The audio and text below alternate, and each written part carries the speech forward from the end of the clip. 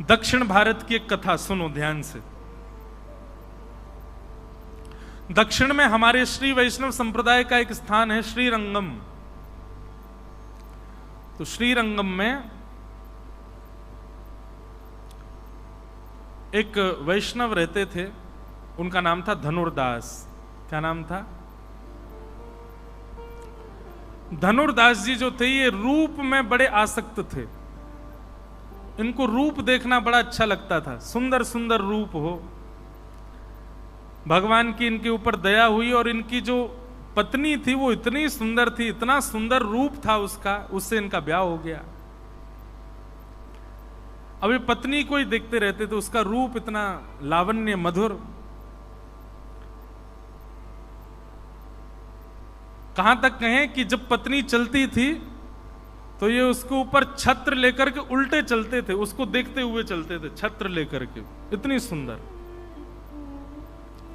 एक बार श्री रंगनाथ भगवान की यात्रा निकल रही थी, पालकी यात्रा, और उसी समय ये अपनी पत्नी को लेकर के कहीं जा रहे थे, ऐसे छतरी लेके उल्टे चल रहे थे। वो ऐसे चल रही है, ये पीछे पीछे चल रहे हैं छतरी लेके, उसको देखते हुए। जैसे ही ये निकले तो महाराज सब उपहास करने लगे, सब लोग आपस में बातें बनाने लगे, सब इनकी हंसी उड़ाने लगे। भाष्यकार स्वामी श्री रामानुजाचार्य जी की जब इन पर दृष्टि पड़ी, देखो संत की दृष्टि में कितना बल होता है। रामानुज स्वामी जी की जैसी इन पर दृष्टि पड़ी, उसको देख करके मुस्कुरा गए और तुरंत उन्होंने अपने सेवकों से कहा, इसको बुला करके लाना मेरे पास। धनुर्दास जी से कहा, तुमको स्वामी जी ने बुलाया, चलो। धनुर्दास जैसे ही गए स्वामी जी के पास, उन्होंने कहा, आज रंगनाथ भगवान की यात्रा निकल रही थी, तुम अपनी पत्नी के ऊपर छत्र लेके चल रहे थे उल्टे। बोले, महाराज मुझे अपनी पत्नी से बहुत प्रेम है, उसका रूप बहुत सुंदर है। मेरा मन होता है कि जब मैं उसको बाहर लेके जाऊं, उस पर धूप ना पड़े, उसके ऊपर छतरी रखूं और उसका रूप निहारता रहूं, इसलिए मैं उल्टा चलता हूं। तो रामानुज स्वामी जी महाराज के मन में ये भाव आया, ऐसी निष्ठा, ऐसा चिंतन, ऐसा समर्पण यदि कोई ठाकुर जी के लिए कर दे तो ठाकुर जी प्रसन्न हो जाए, प्रकट हो जाए।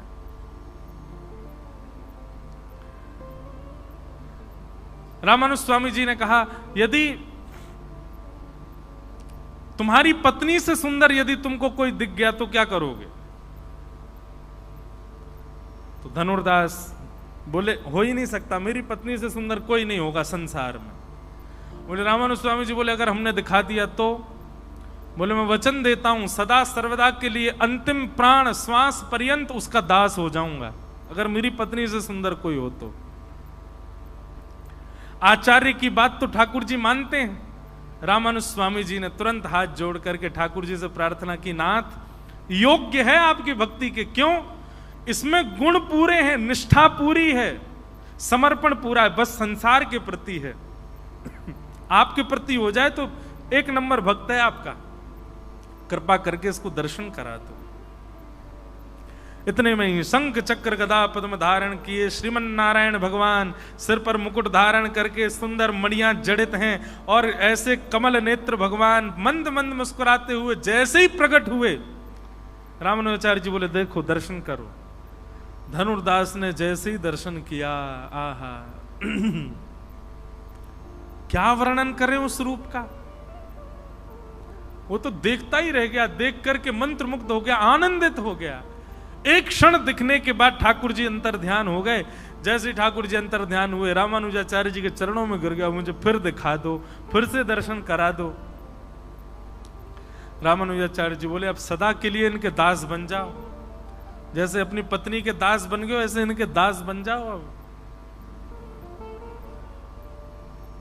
अब तो महाराज उसके चित्त में ऐसी भावना आ गई कि अब पत्नी का रूप सुहाता ही नहीं है उसको, बल्कि घर गया, पत्नी को ही लेके आया। पत्नी बोली, आज छतरी नहीं उठाओगे? बोले, नहीं, छतरी वतरी नीचे, ऐसी चलो तुम।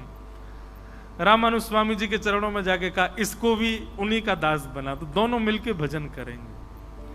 स्वामी जी की कृपा से दोनों दंपति भगवत भक्त हो गए। अब बताओ, धनुर्दास का ना तो भजन था, ना तो नाम जप था, ना जीवन में कोई भी ऐसी योग्यता थी। केवल भजनानंदी महापुरुष की दृष्टि पड़ गई और उससे उसके चित्त में भजन भाव प्रकट हो गया। भगवान यही तो कह रहे हैं यहां पर, मैया मन को सुधारने का एक ही तरीका है, जो मेरा स्मरण करते हैं, मेरा भजन करते हैं, मेरा चिंतन करते हैं, मेरे ध्यान में सदैव रहते हैं, उनके बीच में जाया करो। क्या पता कब वो प्रेम भर के तुमको देख लें। उनकी कृपा से ही मन सुधर सकता है मैया, और कोई उपाय नहीं मन को सुधारने का।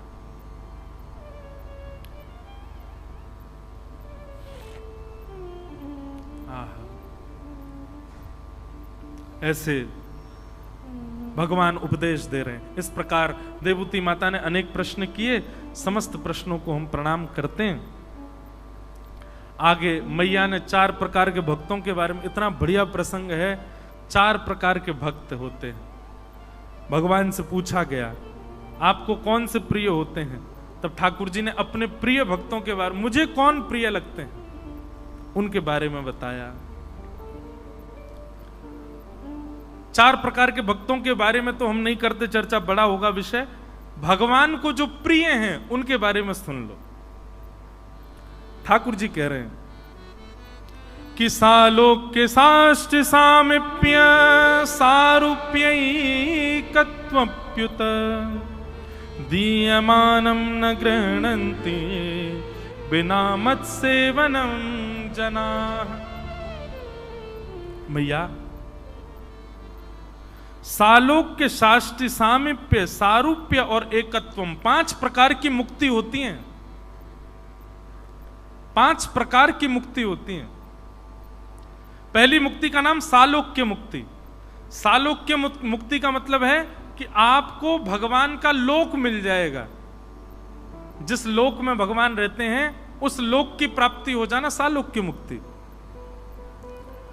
दूसरी मुक्ति बताई शाष्टी, उस लोक में भी भगवान के दर्शन की सुविधा आपको मिल जाएगी। सालोक्य मुक्ति में दर्शन होंगे भगवान के, इसका कंफर्मेशन नहीं है, घूमते रहो कभी ना कभी तो दिख ही जाएंगे। लेकिन शास्त्री मुक्ति में भगवान के दर्शन की भी सुविधा है।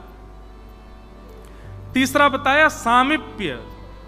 तीसरी मुक्ति कौन सी, बोले ठाकुर जी के समीप में रहने का अवसर मिलेगा, सामीप्य। चौथी मुक्ति बताई सारूप्य, भगवान के जैसा ही रूप मिल जाएगा। और 5वीं मुक्ति बताई एकत्वम, भगवान में ही विलीन हो जाओगे।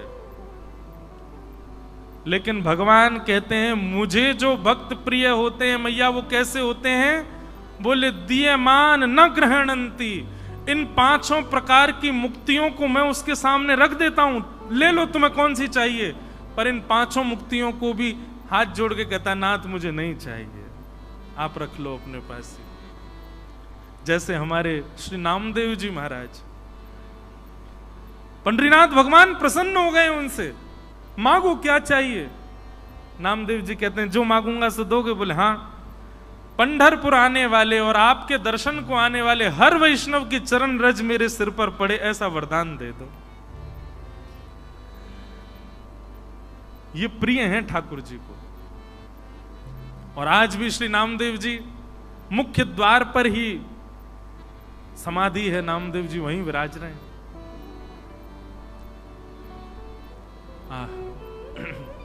ऐसी भक्ति, ऐसा प्रेम मांगने वाले हमारे ब्रज में गाते हैं, कहा करूं वैकुंठ ही जाए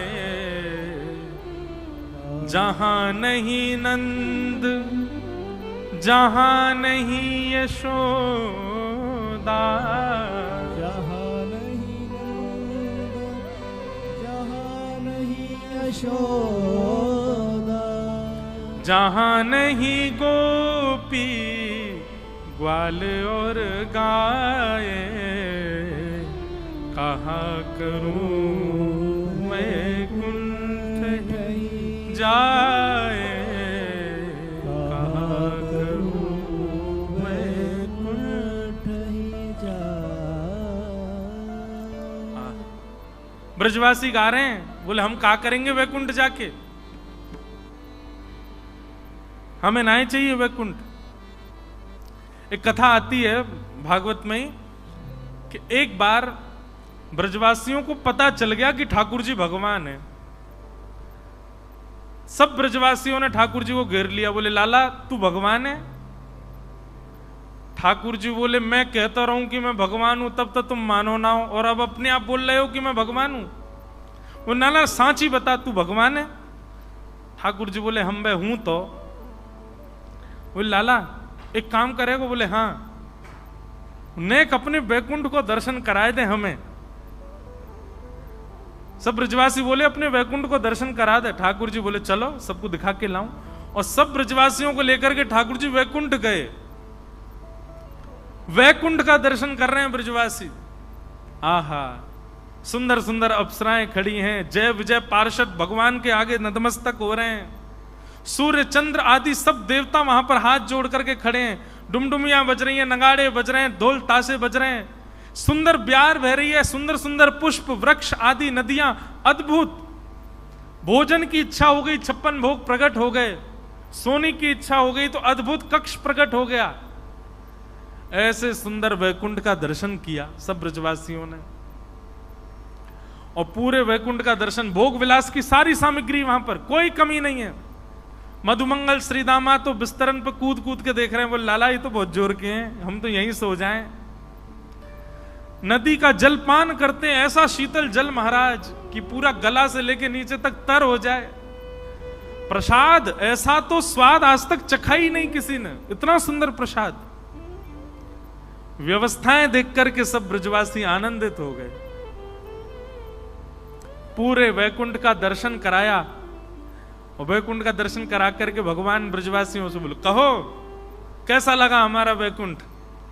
सब ब्रजवासी बोले लाला बहुत जोर को है, बहुत बढ़िया है। देखियो कैसे तेरे यहां नौकर चाकर काम कर रहे हैं, कैसी अप्सरा घूम रही है, कैसे देवी देवता आदि, कैसी नदी, कैसे पहाड़, कैसे कितना सुंदर। ठाकुर जी बोले अब देखो आप लोगों को पता चल गया कि मैं भगवान हूं और ये वैकुंठ है, अब आप सबके यहीं हम कमरे खुलवा देते हैं, यहीं रह जाओ। जैसे ठाकुर जी ने ये बात की सब ब्रजवासी रोने लगे, पाम पकड़ लिए, बोले लाला तेरे पाम पूज रहे हैं, यहाँ सब सुख होएगा लेकिन फिर भी हम यहाँ ना रह सकें, तू हमें वृंदावन ही ले चल। हम रहेंगे तो वृंदावन में ही, दर्शन कर लेंगे, यहाँ को सुख ले लेंगे, सबको चूहे पर रहवे की बात करेगा तो हम वृंदावन ही जाएंगे, हम या वैकुंठ में रह ना सके लाला। ये ब्रजवासी, तो भगवान को कौन प्रिय है?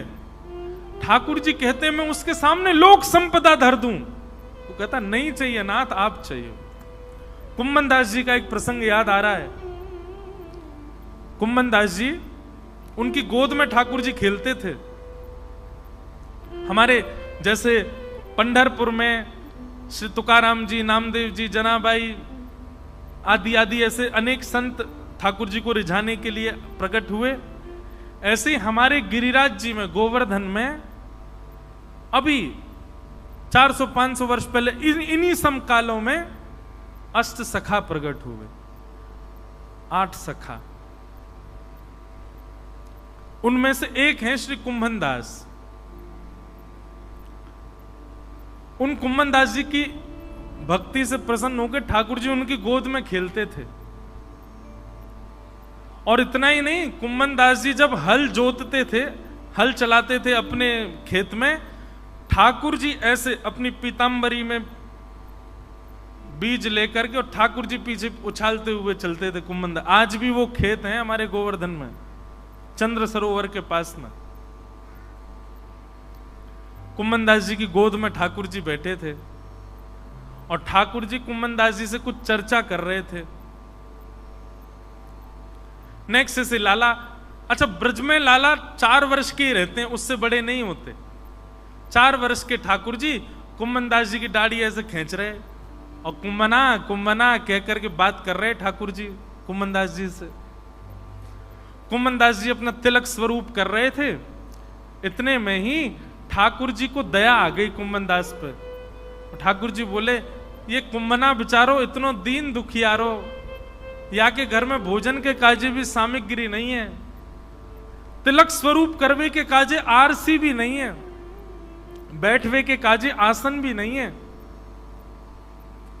ठाकुर जी बोले न लक्ष्मी की कृपा करूं या के ऊपर। वो कैसे कृपा करी?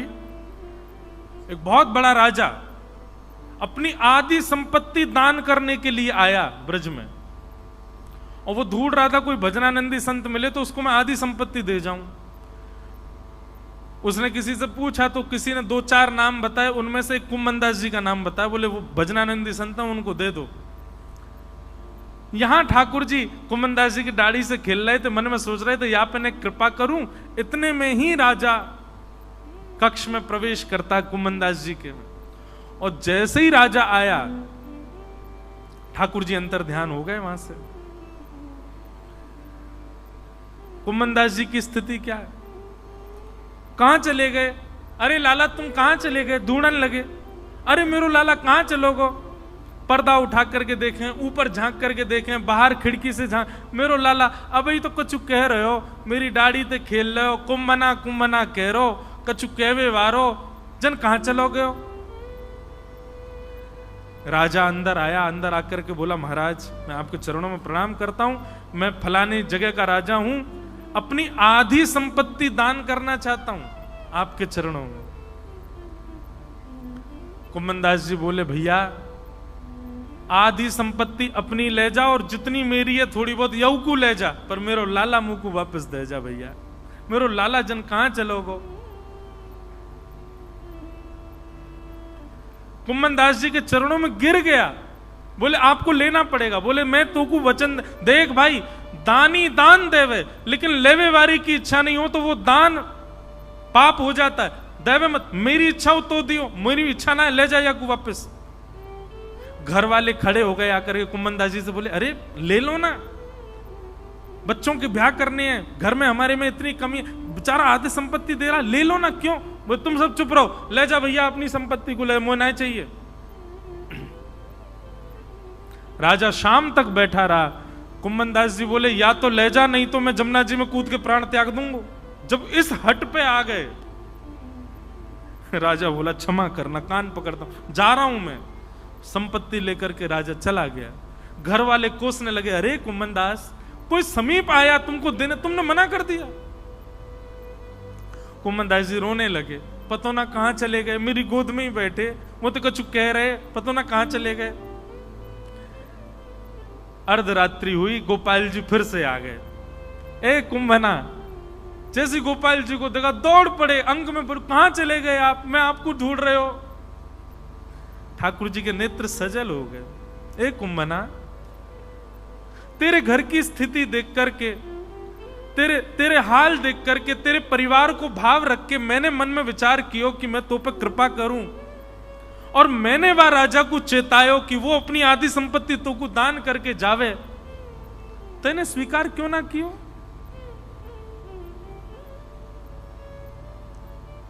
कुम्मनदास जी का उत्तर इतना सुंदर। कुम्मनदास जी कह रहे हैं, बोले जय जय, यदि मैंने संपत्ति ले ली होती तो आप मोसों दोबारा पूछवे मेरे पास नहीं आते। मैंने अस्वीकार करी, यही मारी मेरी गोद में दोबारा बैठे। मैंने लेवे से मना कर दियो, यही मारे आपके मन में चिंता प्रकट भई और आधी रात आप चले आए। यदि संपत्ति ले ली होती तो आपको भी यूं लगती अब कुम्मनदास ठीक है, वाकू करन दो अपनो काम, आप दूसरी लीला में चले जाते। मेरे लैया सर्व संपत्ति तो आप हो नाथ, आपसे बड़ी संपत्ति मेरे काज कोई नहीं। ये प्रिय हैं ठाकुर जी को। पंडरीनाथ भगवान के वीवीआईपी दर्शन के कार्ड मिल जाएं और तभी कोई घोषणा कर दे पंढरपुर में एक बहुत बड़ा फिल्म सितारा भी आया हुआ है, और जहां आप रुके हो वहीं रुका हुआ है, आपके ऊपर वाले कमरा में रुका है। उससे मिलने का समय भी 8 बजे का है, मंदिर जाने का भी 8 बजे का समय। बताओ क्या करोगे?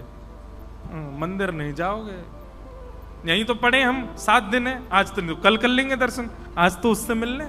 हम ऐसे हैं, और फिर इसमें भी हम ये चाहते हैं कि ठाकुर जी हमसे प्रेम करें।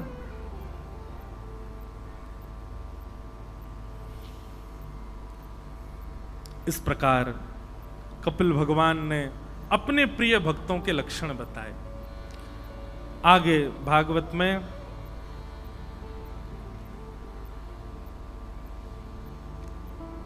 ध्रुव जी का प्रसंग सुनाया गया। भगवान के परम भक्त श्री ध्रुव जी महाराज, जिन्होंने बाल अवस्था में ही वन में जाकर के ऐसा भजन किया कि ठाकुर जी उनके भजन से प्रसन्न हो गए, और प्रसन्न होकर के 5 महीना में ही प्रकट होकर के कहा वरदान मांगो। ध्रुव जी महाराज ने ठाकुर जी से वरदान मांगा है। योऽन्तः प्रविश्य मम वाचमिमां प्रसुप्ताम् संजीवयत्यखिलशक्तिधरस्वधाम्ना अन्यांश हस्तचरणश्रवणत्वगादीन् प्राणान् नमो भगवते पुरुषाय तुभ्यम्। हे नाथ, मैं आपको अपने सर्वांगीण अंग से प्रणाम करता हूं। भगवान बोले कुछ मांगो तो सही। तब ध्रुव जी महाराज एक वरदान मांगते हैं। भक्ति मुहु प्रवहताम त्वयि में प्रसंगो भूयादनंत महताम अमलाशयानाम येनांजसौल्वणमुरुव्यसनं भवाब्धिं येष्ये भवद्गुण कथामृतपानमत्त। हे नाथ, मुझे एक ही वरदान दे दीजिए, क्या आपकी कथा सुनने का मुझको व्यसन हो जाए। व्यसन समझते हैं? एडिक्शन। इतना सुंदर सूत्र मिलता है श्री ध्रुव जी महाराज की स्तुति से। मैं कथाओं में कभी कभी कहा करता हूं, संसारी लोग कैसे होते हैं? वो दुख में भी संसार को भोगते हैं, सुख में भी संसार को भोगते हैं।